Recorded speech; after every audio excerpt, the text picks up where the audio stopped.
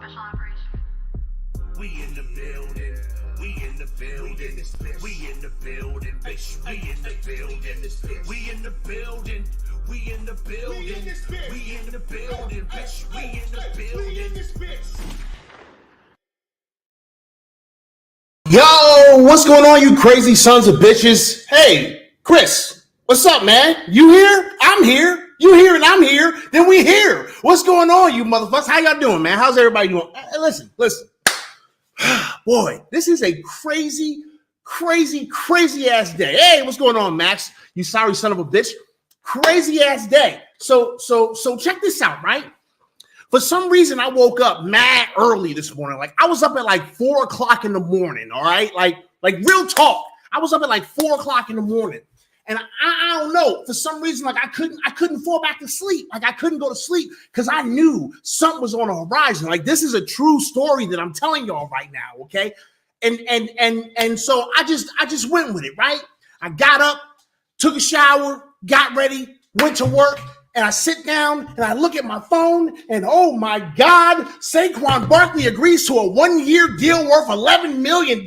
What in the hell is going on? Listen, hot Quan summer, all right? Hot Quan summer. I'm so damn happy. I'm so damn happy that we can now talk about football. I'm so happy. Like, y'all don't understand how happy I am that we can just talk about football because now everybody is here, okay? The entire roster is here. Everybody's on a contract. Everybody's signed. Everybody might not be all the way happy, but everybody's here. We're all here together, okay? So, like, man, let's do this. Check it out. First and foremost, I want to give props to Quan Barkley, all right? This is the only active player's jersey that I own. Every other jersey is a retired Giant, okay? This is the only active jersey I own. And I had nothing but faith in this kid. I wasn't worried at all. I knew the right thing would happen, and I knew that he would be there when it was time to be there. Everybody minus 6 players? Well, listen. We knew. Let's talk about that. I'm glad you brought that up, Max. Because here's the thing: we knew that everybody like was that was on that list was injured. Like half of that list is mofos that was injured last year, still recovering from that injury, right? And then there's a couple of names on there that I didn't expect to see, but it makes sense why we were making all these signings and whatnot. Because again, we don't know what's going on in the locker room. We don't know what's happening in the front office. We don't know because all of us are just fans. So we get surprised with things like this, okay? All of a sudden, we got all these players on the pup. But listen, I'm not panicking over that. I don't think anybody else should panic over that because I don't think that's a big deal, okay? Those players are recovering from whatever it is that they're recovering from, all right? They get to come off that list maybe a month down the road. No big deal. Bam. There they are. So like I'm not worried about the players on that pup list.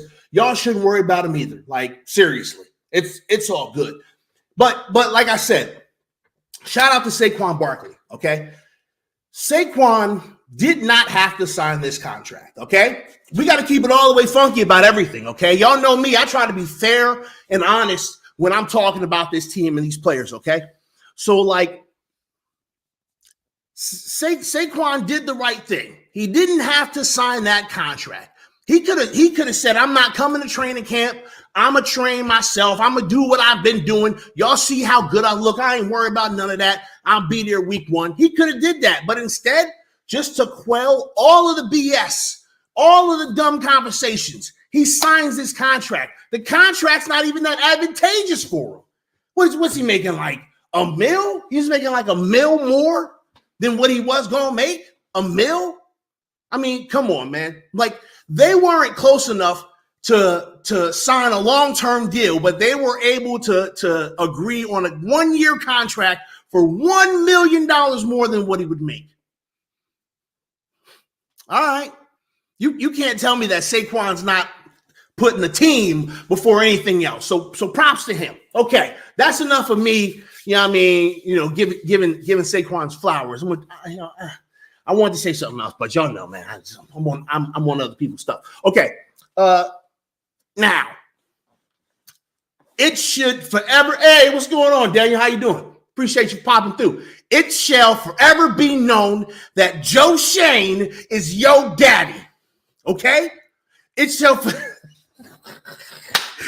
forever be known that Joe Shane is your daddy. That's your daddy, okay? You show your daddy some respect. He ain't my daddy, though, but he your daddy.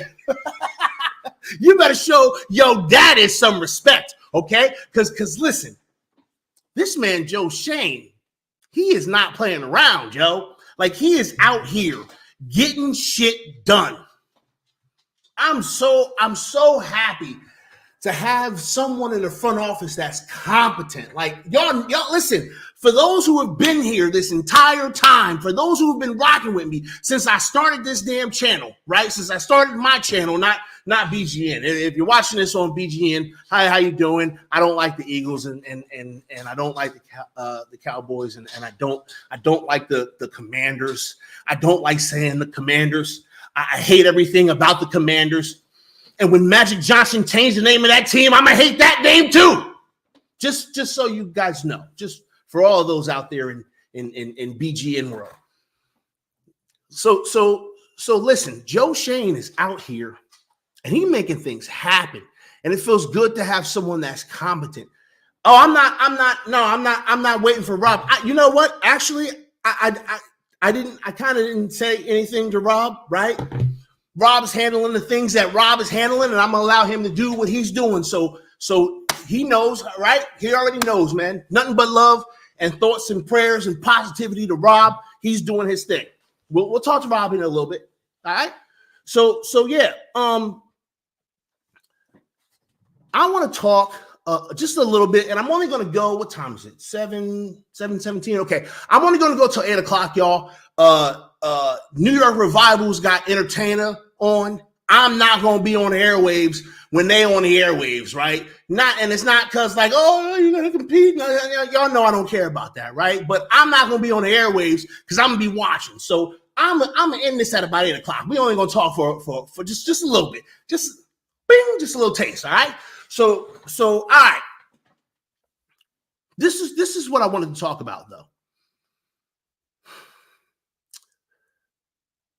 As it stands right now, this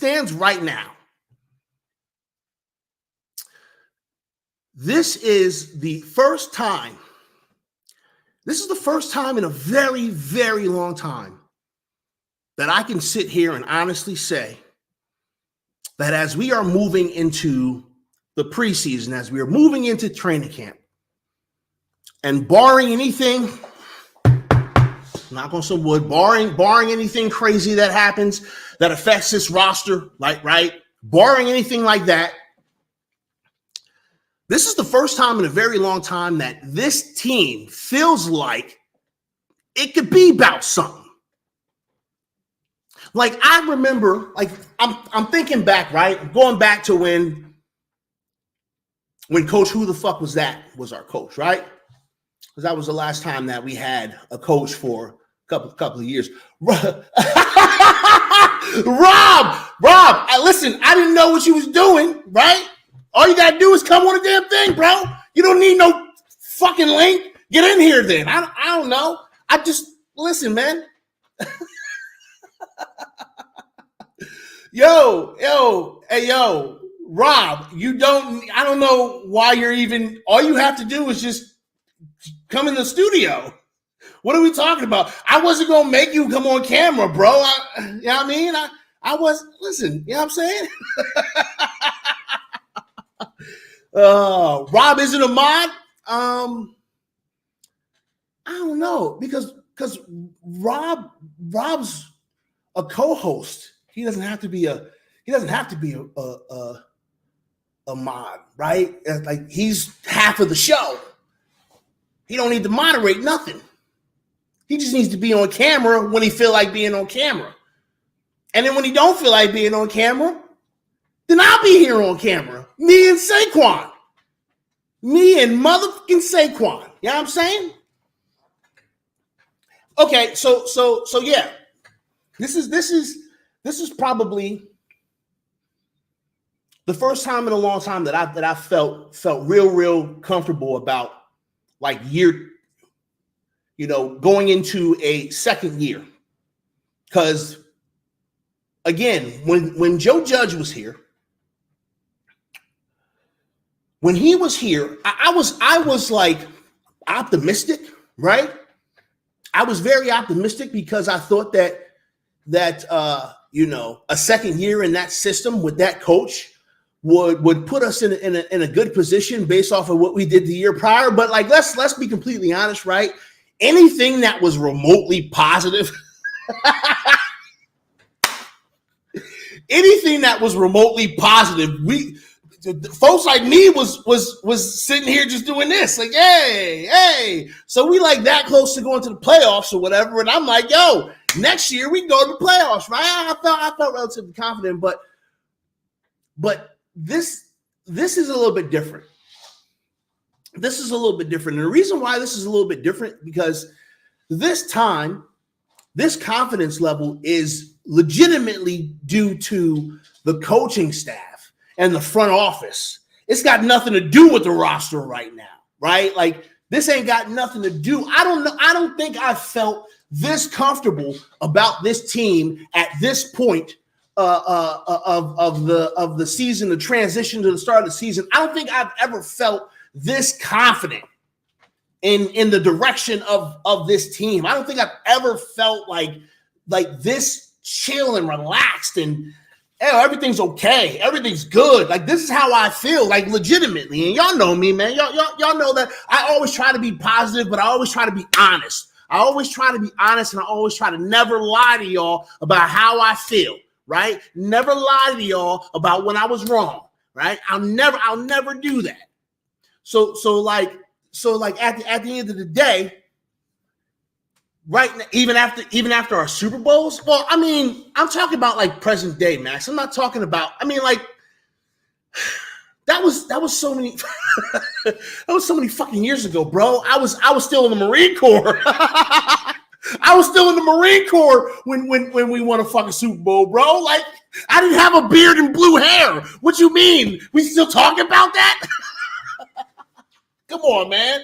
Come on, bro. Like, no, I'm not talking. I mean, like, I'm talking about in present time, man. Like, I haven't felt like this. Like, this is new for me as a Giants fan in this phase of my life. This feels different. And it has nothing to do with this roster. Like, I look at this roster and I'm like, yeah, okay. I can see some pieces of this roster, right?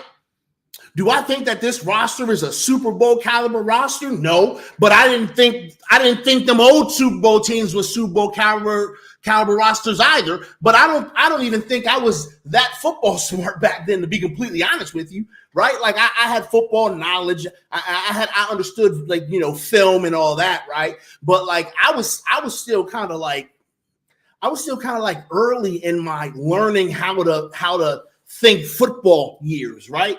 So, like, you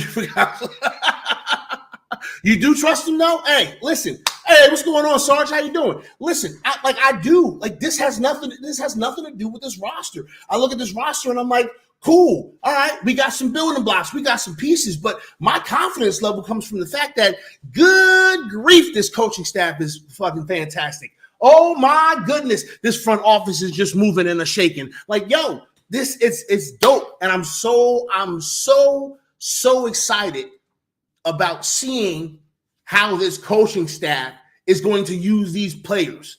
I feel like this coaching staff understands the assignment when it comes to utilizing your players and what they're good at.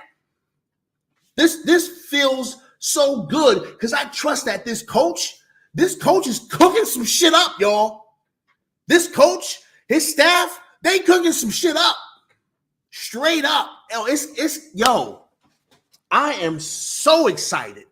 I couldn't be more excited about this season. And it's not about winning a Super Bowl, y'all. Like, we got to put it in perspective, right? We got to be honest with ourselves in regards to this team. We don't really know if this team is good or not. Okay, we don't really know what all is going to go down here. All right. So like the fact of the matter is that like this, we got to be honest with the fact that we are still building. Okay, just because we was in the playoffs and we won a playoff game, like that was cool. That was cool. Right? A little shocking, a little surprising, make you feel good, a little added bonus. You know what I'm saying? All right. This core group of players and this coaching staff have the potential to make the playoffs and possibly win a football game. Great. You're honestly expecting like an 8-9 record? God dang. Jesus. Listen, y'all. I don't normally do this, right? I don't normally do this, but it's a new day, right? I don't gotta live like a scared asshole, right? I don't got no chains to hold me, right? Fuck it. Let's do it. Giants winning 12 games, y'all. Giants winning 12 games. I don't ever do this. I don't ever do this, but where's the link? Motherfucker, this sorry son of a bitch. What the fuck do you mean? All you gotta do is come in the studio. You got access to the whole goddamn studio. And all right, hold on. God damn this. Yo, listen, y'all. Let me tell y'all something about this guy, RZeroB. If that's even your real name. Fucking asshole. The link is in there. I just sent it. I sent it to you. You got the link. You got the fucking you got the fucking link. It's in your fucking I hit you the DM. Jeez Louise. I don't know how you this fucking guy. Okay, anyway. Rob is popping. There he is. There we go. Hi, Rob. Hi, Rob. I wasn't going to make you get on camera, bro. Like, I wasn't going to, you know what I'm saying? I wasn't going to. Listen, I'm here. I'm here for one reason. All right. I got to put headphones on now. Hold on. I'm here for one reason. And one reason only. And that is to figure out. I just want to make sure I heard you right. Okay. Did you just say we're gonna win 12 fucking games? I said 12 games. I said 12 games. I think the ferry, the plane I said 12 games. I think all of that shit to San Francisco really fuck with your brain. I said 12 games. You said the Giants are winning 12 games. I said 12 games. You know what you are right now? What? Your big dash nose. Well, then you know that I know, motherfucker. 12 games, bitch. Dash, 12 games, bitch. I said it. I don't ever do this. I never do this, ever. 12 games. Bro. 12 games, motherfucker. 12 of them bitches. 12. You heard me. I said it. It's on wax now. If I'm wrong, fuck it. I don't care. But right now, in this moment, 12 games. Let's get it. Y'all know I don't talk like this. I never talk like this. 12 games. Let's go. What happened to you? 12 games. Brian Daboll happened to me. Joe Shane happened to me. Shut your mouth, son. The whole squad is here. Year 2. Year 1, but year 2. The whole squad is here. Ready to go. Quan is the fucking leader. PTA. He said, give me 1 million more. Give me 1 million more than that franchise tag. I'll sign today. And they said deal. And they got it done. And now we ain't talking about it no more. Hey, Pest. Everybody's here, son. What you mean? Weren't you running laps for Joe Judge? I did run a lap for Joe Judge. I did. Yes, I fucking did. And I was wrong. And I was wrong. And I was wrong. But guess what? But guess what? No. But guess what? Here we go again. Nah, this is different. Nah, I'm sorry. Do we not have the coach of the year? Do we not have a fucking rookie coach of the year? How many times have you seen that happen, Rob? How many? No, answer my question, goddammit. You're not going to gaslight me and this motherfucker. This is question and answer. No, you can't ask. You can't answer my question question.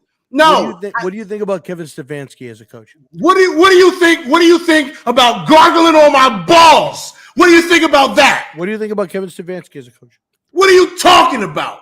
I'm asking you. Do you think he's a good head coach? What's that got to do with anything that we're talking about right now? I'm asking you a question. Do you think that Kevin Stefanski is a good head coach?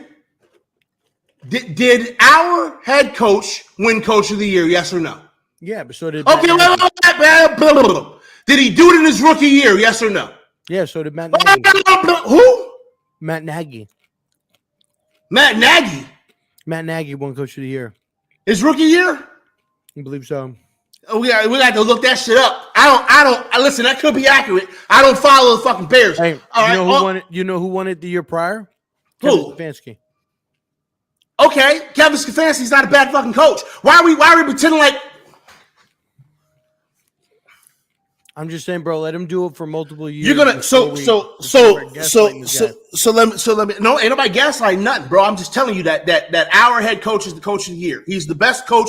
He was the best coach in football last year. Okay, in his first fucking year, he didn't win the Super Bowl. He didn't even win the goddamn division. Okay, he didn't even win the fucking division. But he made the playoffs and he won a fucking playoff game with a roster that we thought couldn't win 2 fucking games at the beginning of the year. What are we talking about here? No, we are not going to sit here and pretend. We are not going to sit here and pretend that Brian Daboll did not exceed our expectations in year 0. We're not going to sit here and do that. I said 7 games they won 9. I said 7 games they won 9. We're not going to sit here and do that. They exceeded expectations. So you don't think this man who was cooking up shit, this man who got Daniel Jones to actually just be sufficient. Let's not go. Just be sufficient. God damn it! I don't need you to be a goddamn rock star. Just go out there and be efficient and don't fuck it up. That's all he says to this man. And Daniel Jones went out there and he did it as best he could. What are we talking about right now, bro? Are you serious? Oh, yeah, okay. You can poo-poo that shit all you want, bro. But I'm a football coach, motherfucker. I know some shit, all right? I know some shit. Joe Judge, you want to know what Joe Judge was really good at, though? Like, no bullshit, right? I know I jokingly call him Coach Who the F is that and all that, but you want to know what Joe Judge was really good at, though? Like, for real? Communication. He was very good at fucking communication. His decision-making was a little bit questionable, but he was very good at communication, which is the reason why he's a good fucking teacher. So I appreciate that he came here, and he probably taught some people some things they had never thought about before, right? But he wasn't good in the long term, and he's gone now. Fuck him. But like, no, we're not gonna sit here and act like the coach that we have right now is not good as hell. We're not gonna do that. Sorry, we're not going to do that. I would say he had a good year. He's the best coach in football, bro. He's the best coach in football. I don't talk like this, Rob. I don't talk like this. So when I talk, fucking listen, okay? I get more things right than I get wrong. Would you take him over Bill Belichick? Today, right now? Yeah. In a fucking heartbeat. Without thinking twice about it. Without thinking fucking twice, I would take Brian Daboll over Bill Belichick right now, today. At present moment, June 25th at 7:34 p.m., I'm taking Brian Daboll over Bill Belichick. What has Bill Belichick done? Honestly, what has he done? He's the GOAT. But what the fuck has he done? He's not even scaring people right now. Hey, let's be honest. Who the fuck is scared of Bill Belichick right now? I'm not. I'm not fucking scared of no Bill Belichick. What are you talking about? We got to face the Patriots? That's a win. What you talking about, bro? They back to the Patriots that I grew up with Irrelevant. No one's talking about them. Didn't they win 7 games last year? No one's talking about the fucking Patriots. Who's talking about them? You hear them talk about them on the news? ESPN? They're The only motherfuckers talking about these motherfuckers is content creators. Content creators are the only people talking about the Patriots. They're in the AFC, which is loaded. Bro. And Bill Belichick won 7 games last year with Mac Jones. And what's that guy's name? Bailey Zappi. And they won 7 games. He won 2 less games than we did with Daniel Jones. With 2 quarterbacks. Was he done? I'll be very honest with you. If you want me to give you an honest answer, Wait. You put Daniel Jones on that roster, they go to the playoffs. Wait a minute. They go to the playoffs. Wait a minute. Oh, the Patriots? The Patriots? Yeah. So he's just as good as Brian Daboll is what you're saying. He's just as good, but he's old. He's old, and he's out of touch with young players. Belichick was held back. Belichick was held back due to the quarterback. I don't give a shit about that because here's the thing, bro. All right? I am 42 years old, which means as a coach, I'm out of touch with the fucking youth. I don't even know how to deal with the youth right now, being completely honest. And that's half the battle of being a coach. If Bill Belichick don't understand how to deal with the youth, then what the fuck is the point of him being up there telling them anything? But you know who gets the youth? Brian Daboll does. He listens to Biggie. John, cut it all off, John. Just cut it all off. How are you going to say Bill Belichick doesn't get with the youth? What's that? How are you going to say that Bill Belichick doesn't get with the youth? Bro, because he's old, man. Because he's old. I'm sorry, because he's old. Because he's old. That's why. When you're old, you need to get out of the way. So just because you're old, that means you can't get down with the youth? No, I'm not specifically saying that for everyone. But you're asking me if I'd rather have Bill Belichick, who hasn't really done a whole lot, or Brian Daboll, who's a young, fresh, hot, new thinking coach, understands new technology, understands new developments, understands all this stuff. Oh my God. You're not even listening to what I'm saying anymore. You're not even listening. No, you're not, because you're talking about Super Bowls, and I'm talking about advancements in technology and medicine and training and all of that. What does Bill Belichick have anything to do with medicine? Or Brian Daboll? Belichick is the goddamn general manager of the fucking Giants. I mean, of the Patriots, and he's also the head coach. What do you mean? What's he got to do with the medical?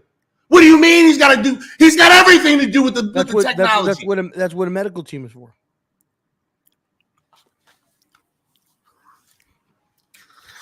Cool, Rob. So here's what you're telling me. So let me ask you a question. No, wait. If somebody with the Giants suffered a soft tissue injury, and it was lack of somebody with the training staff or the medical staff, is that on Brian Daboll? Or is that on the medical staff?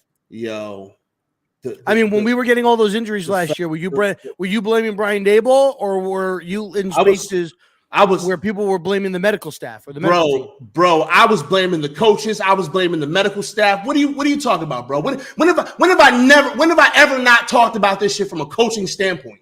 When have I ever not talked? I don't talk like this. I talk from a coaching standpoint. So as a coach, I need to understand why injuries happen. As a coach, I need to understand how the players recover from injuries. As a coach, I need to understand some of the advancements in technology that people do, because you need to understand how your staff is doing their job. You don't just blindly let your workers work, bro. You have to at least have general knowledge of what they're doing.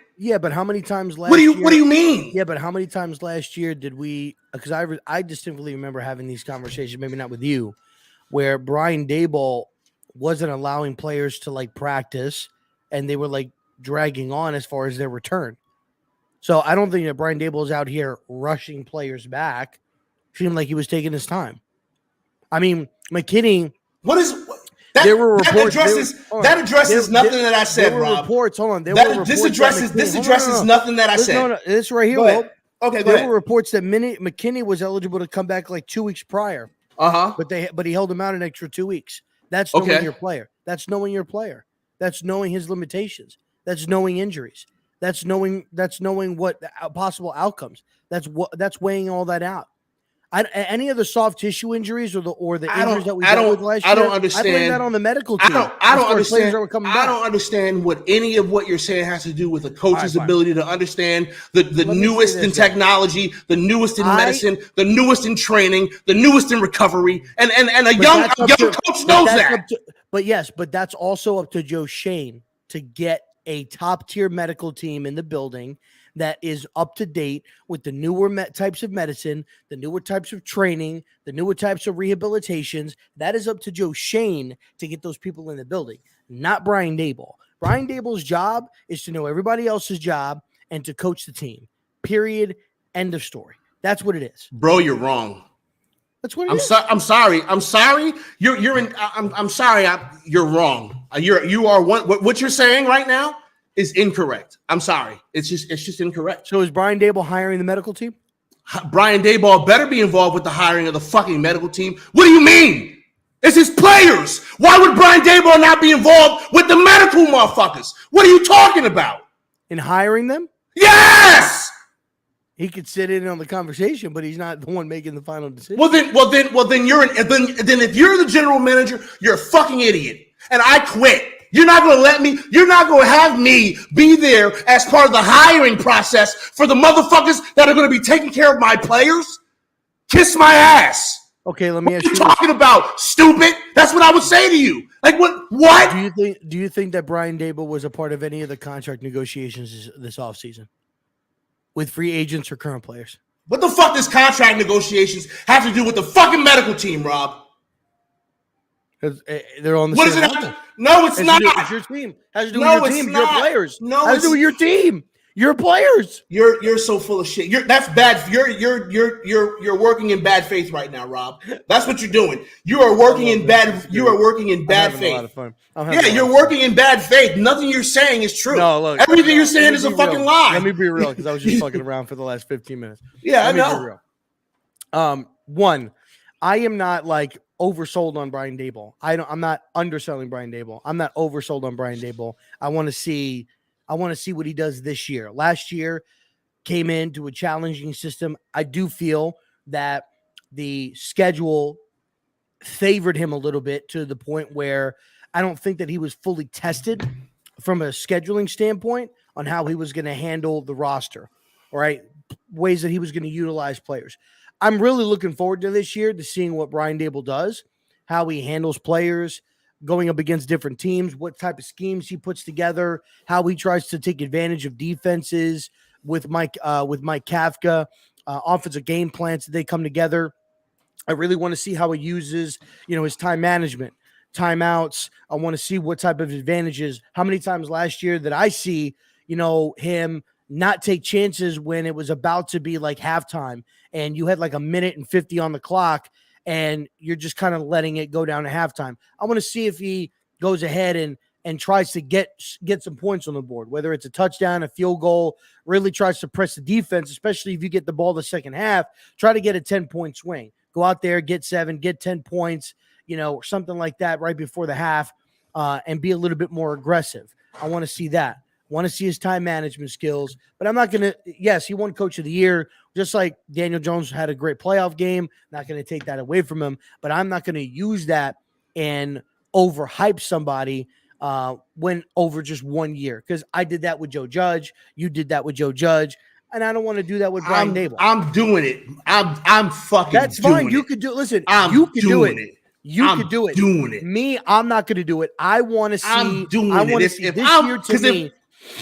Let me ask you this question. Would you agree that the scheduling, Joe Judge's second year, was tougher than his first year? I think we faced I think we had a tougher schedule. Probably. So that's what I want to see. You're going up against one you're going up against your old team on Monday Night Football. Is your pride going to get in the way? Is your ego going to get in the way? Are you going to be making bad decisions because you want to prove a point that you should have never been let go from that organization, right? I want to know how you're going to handle that on the big time lights. You're opening up the season, prime time, against the Dallas Cowboys. I want to know what you're going to do. I saw the games on how you played the division games, right? We have a different plethora of teams that we're playing, right? But now going into year 2, you played Dallas twice. Just because there were certain players that didn't play in both of those games, you coached in both of those games. You coached against Washington. You coached against Philadelphia twice. I want to see the adjustments that you're going to be making from the coaching perspective. What different things or what different types of scenarios are you going to be running through to go ahead and get your team prepared? I want to see that in the second season of Brian Daboll.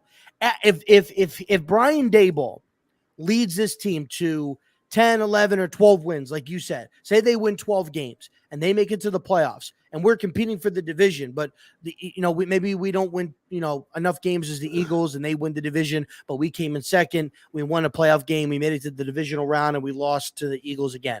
Right. I would be like, yeah, we got our guy. We've got our guy. We just have to get more talent for him to utilize. But if we come out here this year, now here's the other flip side to this. Let's just say based off of what's that fucking Twitter account? What is it? Stadium or something like that? Or was it maybe it was something to do with fantasy football? They put out a tweet saying the Giants were going to win 6 games. We were going to go 6-11 next season.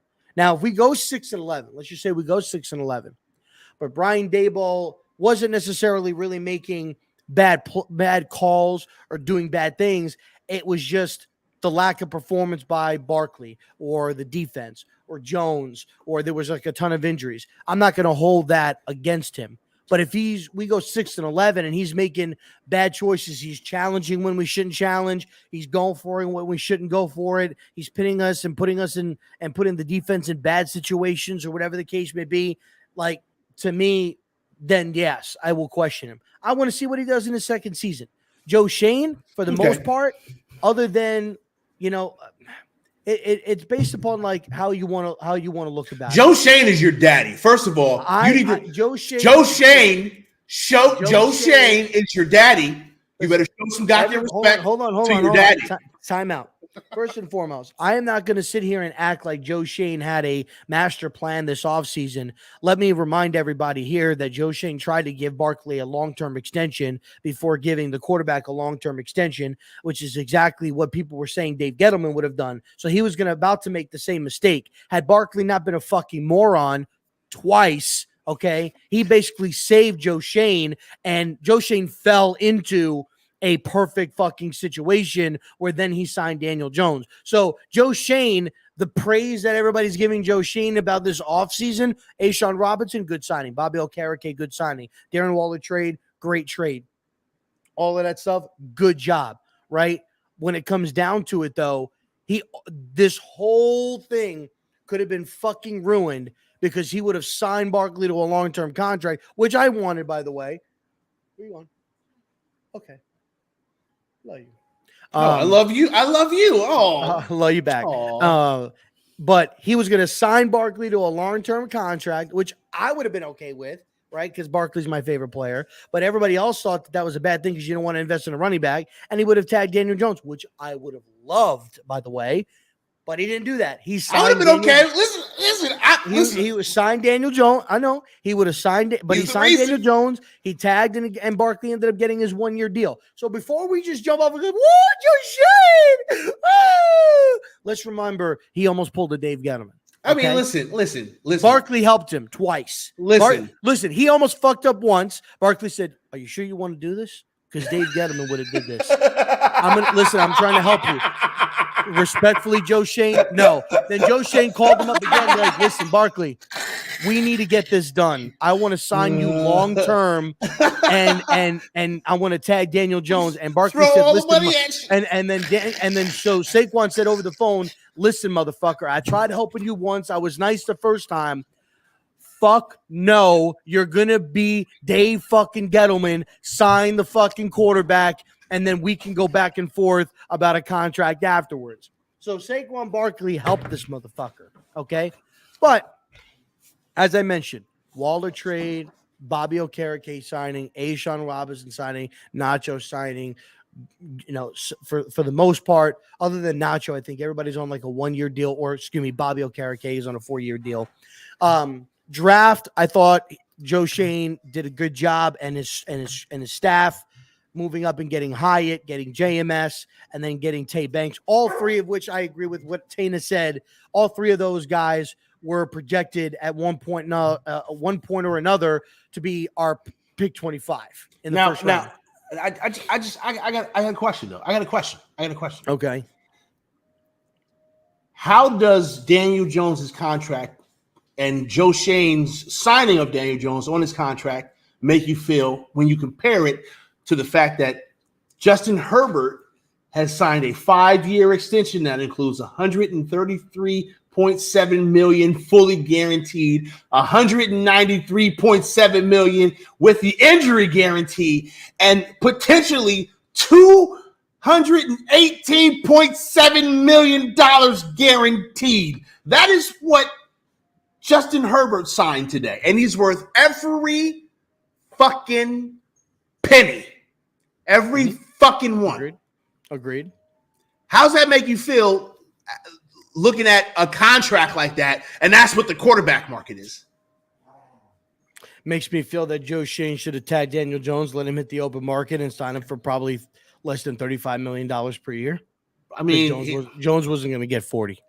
Well, Jones was not going to get 40 from anybody. He would have gotten high 20s, low 30s. I think he's going to get. When I look at Justin Herbert's contract, right, I had that saved up because I was waiting. And no, Max, I don't think that Rob was insinuating that Daboll was let go by Buffalo. No, I think he was talking about opening up against the Cowboys. I think he just misspoke. Well, no, what I meant is like with the Buffalo thing with Brian Daboll, like the players there and Brian Daboll himself wanted to be the head coach there, and there was a lot of ruffles, especially last year or the year prior, that Sean McDermott wasn't getting the job done, and players wanted Brian Daboll to be the head coach. And I don't know nothing. I don't know nothing about none of that. As opposed to maybe making him like an assistant head coach, and saying, "Hey, listen, this is going to be your job, here in the future." They just kind of let him. They just kind of let him go. I don't Look, know I'll say this. I'll say this about your question. I look at it like this, and I think this is an equal comparison, right? People were tweeting out when Rodgers left the NFC and he went to the AFC, and when Tom Brady retired, right? They were all ecstatic, and they were like, "Yeah, get out of here. That's another one of them gone," and people were doing that because then that rises up Daniel Jones in the NFC because quarterbacks are leaving. And I said, so you're happy that these guys are leaving, and you're happy about that because that raises his rank.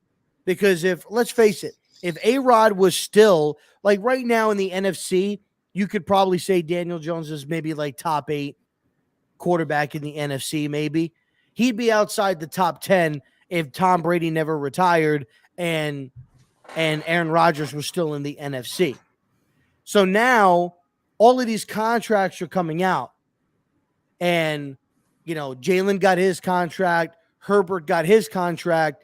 Now people that are using the fact that quarterbacks were leaving, Russ left, all of this stuff from the NFC, all of the good quarterbacks are leaving the NFC, which is raising up Daniel Jones's rank in the NFC.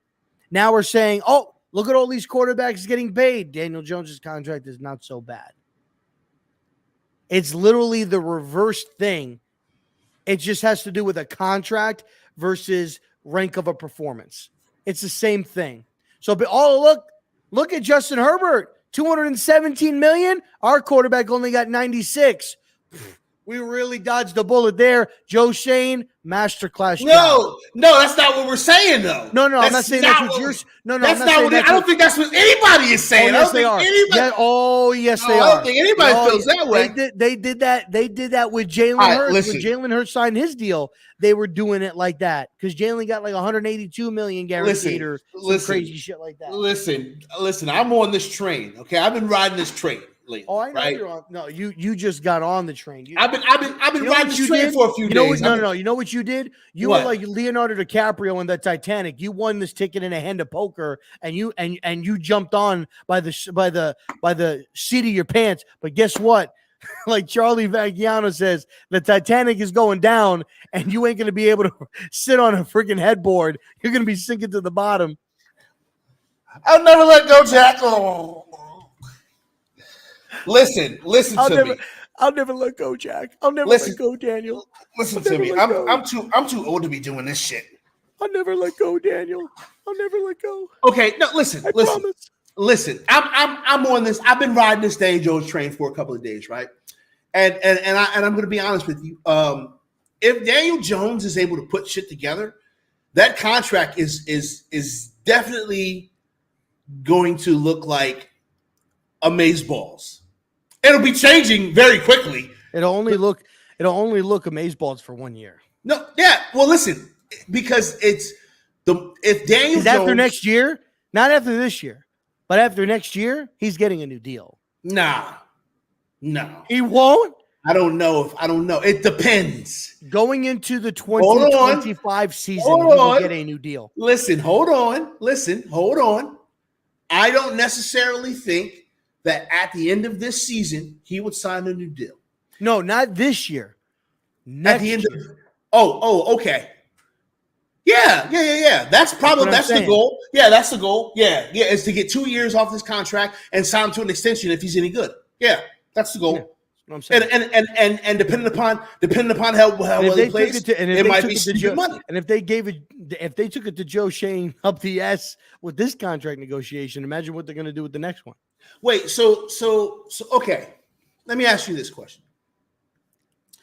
Daniel Jones, over the course of the next 2 years, does not win a Super Bowl. Okay? He does not win a Super Bowl. But over the next 2 years, Daniel Jones takes us to the playoffs. One of those years, he takes us to the conference championships, but we lose. Embarrassingly. We get our socks blown off in the NFC champions. They making fun of us the next day, okay? But we got there. Do you sign Daniel Jones to another contract? No. He's got to win a Super Bowl in order for him to get another contract. No. It isn't. I'm going off of what you said. Uh-huh. If we make it to a conference championship game and we just get our doors blown off, and Daniel Jones is not able to compete in the conference championship game against whoever he's going up against, then he's not the guy. I'm sorry. I'm not No. We get our. But I mean, if we go, let's just say in the next 2 years we go to the playoffs. This year we lose in the divisional round. Next year we go to the conference championship game. We lose 35-28. Yeah, I'll give him a new contract because I would give him a new contract, or maybe I would give him a new contract next year. Maybe I'd let him play another year and then give him another contract. But I mean. But if we go, if we are making it to the conference championship game, that means that Daniel Jones is playing the way he needs to play. I hope this. I knew it was going to be a crazy ass profile picture. Oh, listen, snitch. Listen, man. Rob and Tim, man, those are the homies, man. All right. And sometimes the homies can be wrong. Hold on. Sometimes the homies can be wrong. I'm gonna let you get that because we get ready to wrap up. We're gonna wrap up on you. yeah, Niche. So Niche, I don't know you. You've got a 6 to start your name. You've got a 9 at the end. So clearly you like 69. Is clearly what you like. Okay, so I was not saying to draft Malik Willis. So I don't know where that's coming from at all. But here, that was only Tim. Tim was actually the one that kept saying that. Tim was the one. Tim is the one that said that. Okay, just be fair. It was Tim that was the one that was doing that. Yeah, Tim said that. I was not advocating for, and this guy right here can tell you, I was not advocating for any of the quarterbacks in that draft. Nope. I was saying, Nope. this is Daniel Jones's year to prove himself, right? So this guy right here can tell you. We have not talked about a quarterback. We have not talked about drafting a quarterback. I don't think we've ever talked about the prospects. This year I was. Well, we would have had to trade up or do some crazy shit, but yeah, but I'm saying, of course, yeah. But we never really seriously ever discussed the prospects.